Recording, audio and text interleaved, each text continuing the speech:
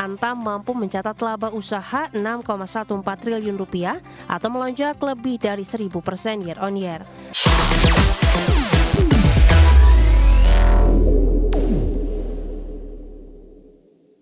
Ya, terima kasih Anda masih bergabung sama kami. Pemirsa, PT Aneka Tambang Tbk atau Antam membukukan kinerja keuangan yang cemerlang pada 6 bulan pertama tahun 2025. Ya, penjualan naik ratusan persen hingga mendorong laba bersih melonjak tajam. PT Aneka Tambang Tbk atau ANTM membukukan kinerja keuangan yang cemerlang pada 6 bulan pertama tahun 2025. Penjualan naik ratusan persen hingga mendorong laba bersih melonjak tajam. Berdasarkan laporan keuangan di Bursa Efek Indonesia, Antam meraih penjualan senilai 59,02 triliun rupiah pada semester pertama 2025. Angka ini melonjak 154,51% year on year dibandingkan periode yang sama tahun 2024 yang hanya sebesar 23,19 triliun rupiah. Kenaikan terutama didorong oleh penjualan logam mulia dan pemurnian yang naik hingga 162,30% year on year.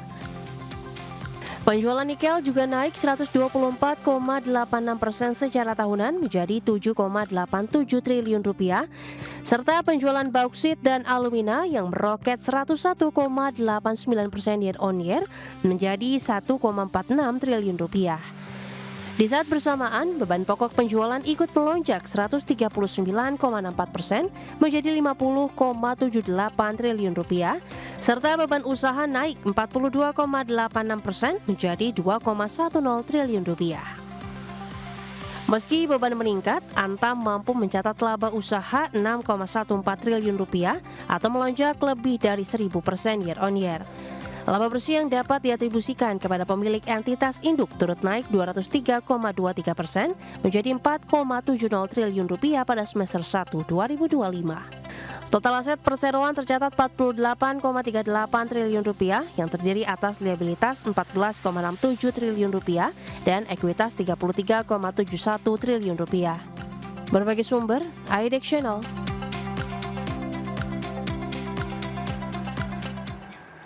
PT Harta Dinata Abadi Tbk atau HRTA resmi menjalin kerjasama dengan PT Sumbawa Juta Raya dalam pengembangan usaha logam mulia pada Kamis 28 Agustus lalu.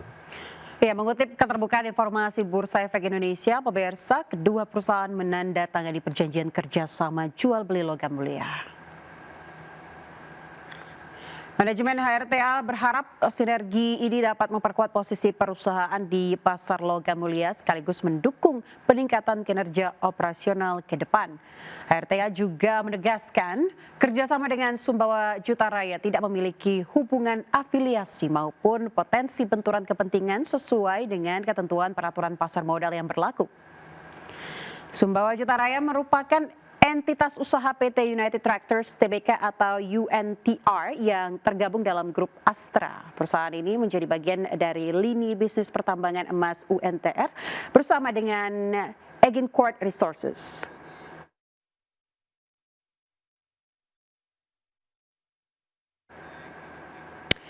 PT Adaro Minerals Indonesia Tbk pemirsa mencatatkan penurunan kinerja sepanjang semester 1 2025. Ya, berdasarkan laporan keuangan per 30 Juni 2025, perseroan membukukan penurunan laba bersih menjadi 140,49 juta dolar Amerika atau setara dengan 2,28 triliun rupiah. Adapun perseroan membukukan pendapatan usaha sebesar 443,94 juta dolar, turun 26,87% dibandingkan periode yang sama di tahun sebelumnya.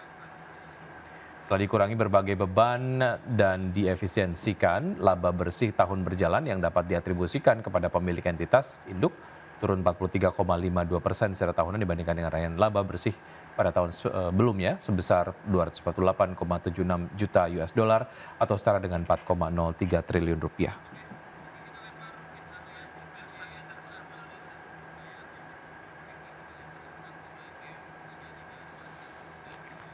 Ya, pemirsa, kita akan bergabung dengan Menhol Bursa Efek Indonesia akan mengikuti konferensi pers mengenai stabilitas pasar modal Indonesia bersama Menko Perekonomian.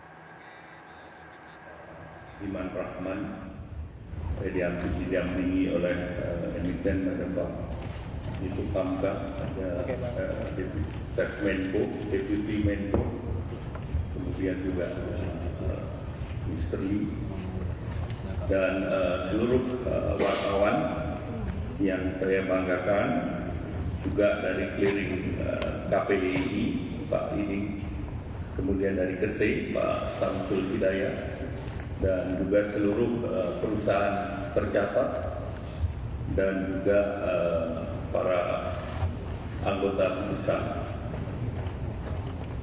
Pertama, saya selaku pribadi dan juga dari Kementerian dan Pasar Modal menyampaikan duka cita mendalam bagi para korban dan keluarga yang terkena dampak dari dinamika sosial dan politik yang terjadi di akhir pekan yang lalu.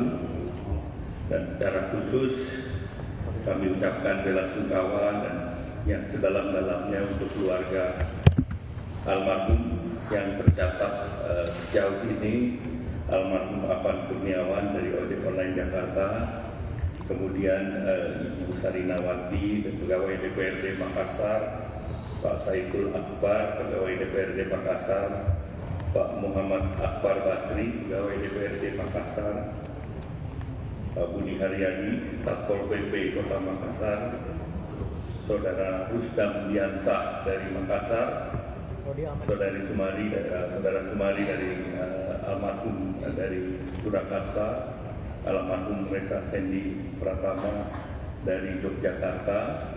Dan untuk itu marilah kita sama-sama menggulingkan cipta, dan bagi yang beragama Islam mari kita bacakan Al-Fatihah.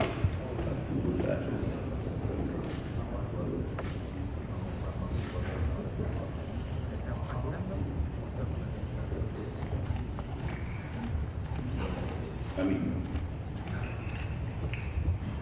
Peristiwa ini tentu merupakan pukulan berat bagi bangsa di tengah upaya membangun ekonomi yang kokoh dan berdaulat, dan tentu bisa dipahami terdapat kekhawatiran dan serta ketidakpastian yang dirasakan oleh baik itu masyarakat dan juga investor dan pelaku pasar.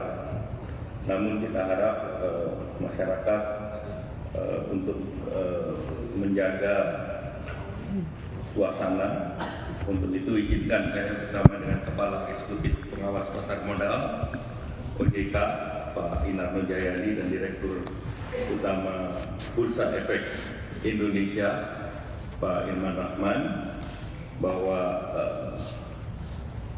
kita ingin menyampaikan hal-hal yang terkait dengan kondisi perekonomian dan bursa secara nasional.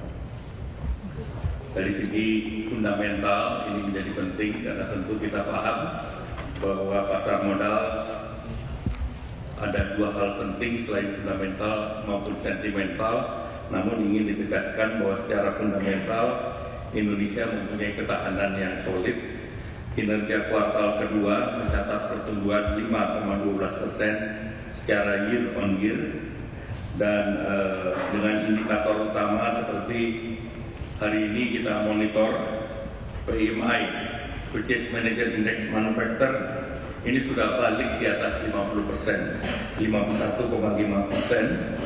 Itu didukung oleh ekspansi output dan permintaan baru yang bulan Juli kemarin di 49,2, sehingga ini sudah berbalik. Dan IHSG kemarin juga momentumnya selama minggu kemarin mencapai all time high. Jadi minggu kemarin kita ketahui di bulan tanggal 25 Agustus indeksnya 7.926, itu menguat 0,87%. Di 28 Agustus 7.952 menguat 0,2%. Dan kemarin pada hari Jumat saat demo besar itu turun 1,53% atau 7.830. Kalau kita lihat juga inflasi terkendali di 2,37%, dan hari ini juga akan dirilis angka inflasi di bulan Agustus, dan ini juga angkanya akan baik, terkendali. Kemudian nilai tukar juga relatif juga stabil di angka 16.490. Ini depresiasi terkait dengan sepanjang tahun sebesar 2,35%. Neraca perdagangan juga konsisten surplus dan hari ini juga akan keluar angka yang relatif baik. Kemudian konsumsi domestik masih kuat, mobilitas masyarakat tetap tinggi, kenaikan belanja retail baik offline maupun online naik, dan pemerintah terus mendorong stimulus untuk daya beli terutama menjelang nanti Natal dan Tahun Baru.